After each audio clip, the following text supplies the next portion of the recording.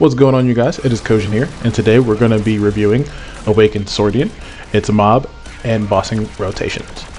So here on the screen, you'll see everything that you need to know while I'll introduce the class.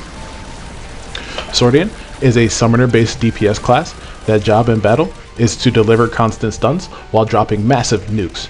Swordian currently has changed to a much more feasible and much more passable class in the meta. Now with it no longer relying on weak and strong attack combos at all, it now delivers support in a different way alongside of how it attacks. Swordian now has a specific setup when it comes to skills. Today, that's what I will be showing you. As far as the support side, this class no longer provides support using turrets. It now just gets overall redone with one of the best active utility providers in the game. Passively, your job is to deal stuns while occasionally staggering. Actively, you are now the only class that uses the Infinity constantly. Due to a new active passive, Swordian's main DPS move is now the Infinity skill, which is named Tesla Shock. Rikiri overall gives Swordian the best pivot move in the game, which allows you to stun enemies while dealing immense damage. Not only that, but this skill is now a hybrid skill that leaves a landing strip of electricity on the ground to trap enemies for a long period of time. Tesla Shock, with it having a 5-second cooldown on average, is typically accompanied by Planet Bomb, which is a move that will summon a turret that shoots lasers at a long lateral range. Now on to the other skills, which have two awakening runes, Mystiline and Vulcan.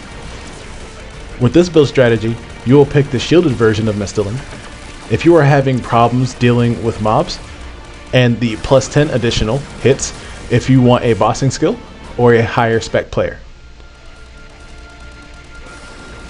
With Vulcan, I suggest using the immunity version almost always over the damage version. If you are a higher spec version of Swordian, you will get away with having this rune in use. Currently, my opinion is that the damage variants in this version are currently just way too risky for your average player to use and will overall just leave you frustrated if you are not playing at a higher level. Thank you guys for listening, and on the next video we'll be talking about Judgment. Thank you all, and I will see you on the next video. Okay, so now I just kind of wanted to freeball some thoughts. That was just a quick script. Hopefully that'll just kind of break down everything that you guys know about this class. But there are a few things that I did want to talk about in general while taking care of this class. And while I was playing, I actually spent quite some time playing around with this class just to make sure that I was kind of correct about this.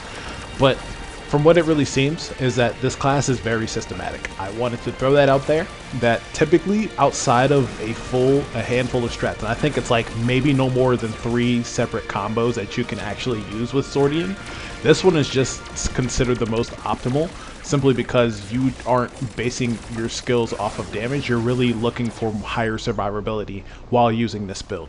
So just kind of keep that in mind. This is typically going to be the safer Swordian build. I typically don't recommend offensive builds with classes, simply if they're just not ready for it.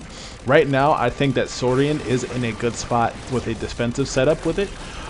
Offensively, I feel like it's a little too vulnerable right now to constantly use it in an offensive manner unless you're dealing with bosses or are in a party, so that way that you can deal more damage and not have to worry so much about shielding. So really, in my opinion, I think that this class right now, mobbing wise, is a lot better than what it used to be. It definitely is a lot safer, and not only that, but this is one of those classes that deal a lot of stuns. Not a lot of classes really do that very often.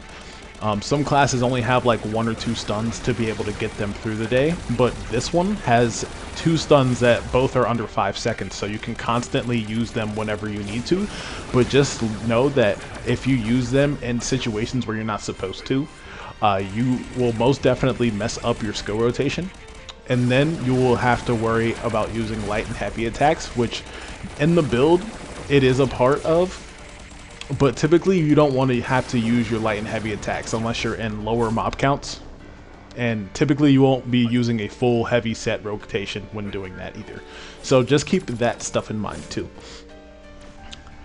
Another thing that I did want to go ahead and kind of bring up as well is the hitbox. While I was in Atlas, I realized a lot of the times I had some really interesting hits while I was trying to jump from place to place.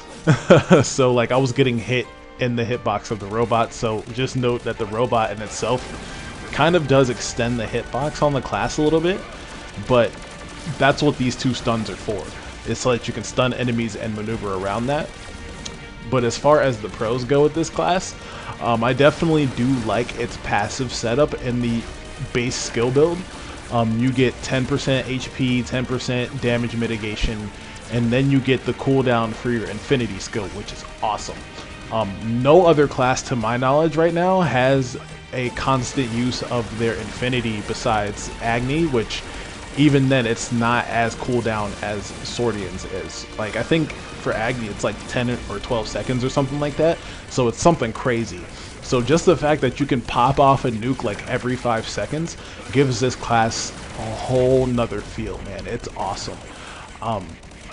As far as current meta goes, it does very good. It's probably in a lower tier while dealing with Atlas, only because of the smaller ledges inside of Atlas.